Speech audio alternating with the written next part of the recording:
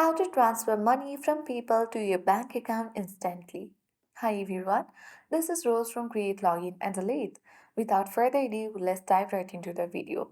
First of all, make sure to launch PayPal app on your device.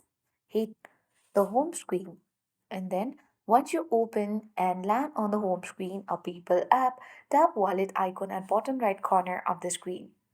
So if you haven't linked a bank, tap Add Banks and Card at top of the screen and you have to choose banks. Search for your bank and follow the steps to link your bank. You can link your bank on the website. For that, you can tap Go to our website and simply select Not Now for a while. Then after that, you can simply tap on your PayPal balance at bottom center of the screen and then you can simply access your PayPal balance. So at the bottom, you can tap on the transfer and then transfer money. Then you can choose your transfer option, whether free transfer or instant transfer. You need to simply select transfer option you want and ensure the correct bank is selected.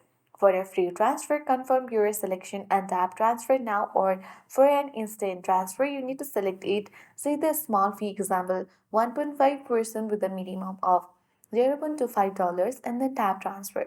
Then your transfer process will be done and you can simply send to your bank account.